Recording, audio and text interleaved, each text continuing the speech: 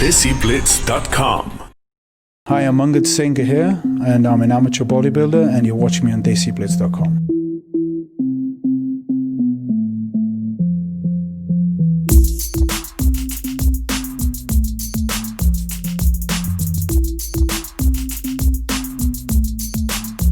Originally, I'm from Kenya. I was born there, came here in 2000. My mom and dad were British overseas citizens, and I was a stateless. I had a stateless, no passport. I didn't belong to any country, neither India, where my mother was from, or Kenya. So I was kind of forced to come here because I had to belong to a country to get some status. My dad was always into training, so the first business he kind of got into was a gym. So I've been in the industry since I was 18, but I didn't start training till I was 21, which is when I took over the business.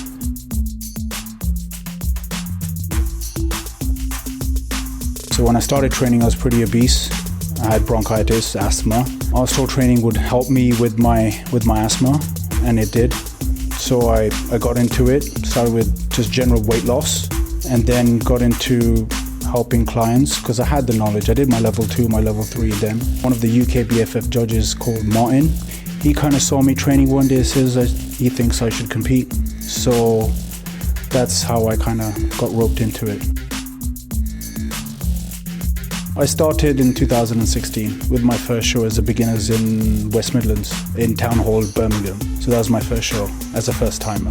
So 2017, I did the qualifier. Top 3 at the UK British UKBFF finals.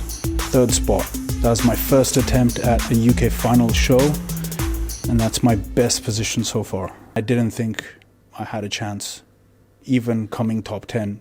To be honest with you, I put a lot of effort in that show, but at the end, I was going for just the attempt to see where I'd end up.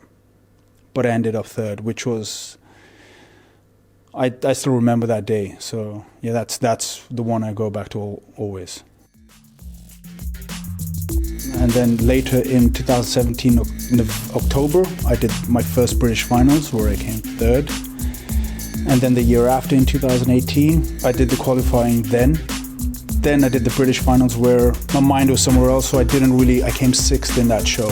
Again, I did the British finals, I won the Bedworth show, and I came 3rd again at the British finals. Then later in November, I did the Leicester show, which I won. So far, these are the all shows I've done. I was supposed to compete at the Arnold's in Spain,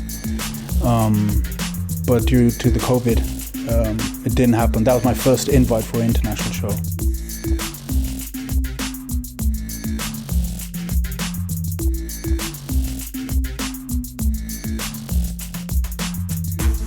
Years and years of training. You have to build the consistency, the diet. It's just nothing that happens just for one show. It's like adding 5% every year. You know, diet is a 24/7 thing. It's 365 days a year. It's a lifestyle that you have to have. So these are bits that you build year by year. It's not something you can just build over in just one show. It's consistency, basically, how consistent you can be throughout the year. I stick to the same diet near enough. I have an off-season diet where I add more calories, and then when I get ready for a show, 12 weeks out, I change and I start reducing calories to get ready for the show. Training-wise, sticks the same. I just lift as heavy as I can with good form, good technique. Training programs change every 1 to 2 months. Diet pretty much sticks the same because you need a constant flow of food 4 times a day, 5 times a day, 6 times a day to build that tissue over time. Food groups are pretty simple. There's I stick to 4 to 5 food groups: oatmeal, whey protein, vegan protein, dairy products. That's about it. There's not a huge array of food groups. I can't have dal roti every day. I can't have sabji, pizzas, burgers. You know, it's consistency. It has to be the same. It's boring, but this is a sport where you need repetition.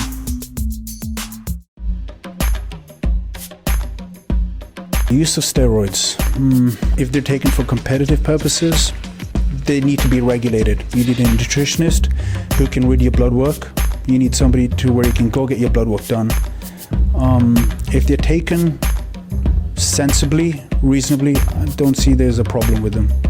However, people who aren't using it for competitive purposes, although bodybuilding can be done naturally, there are shows that are done for natural bodybuilders, but that's a person's choice whether they want to take them or not want to take them.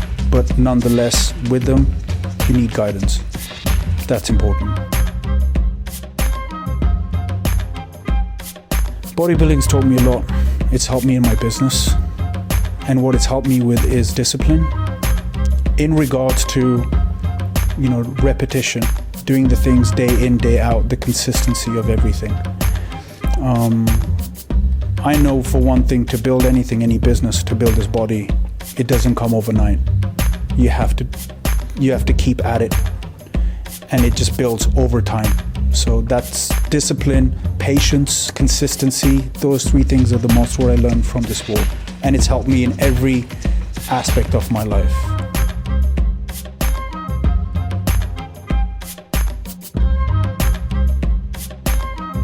So my vegan protein bar that I formulated in 2017 was a simple protein bar. What my idea was, with the supplement industry, there are a lot of protein bars that they say are healthy, but they have artificial sweeteners. Some of the ingredients aren't as natural as they are on the paper. So I want to develop a protein bar which was healthy, which had no additives, which was vegan, dairy-free, which actually promoted health.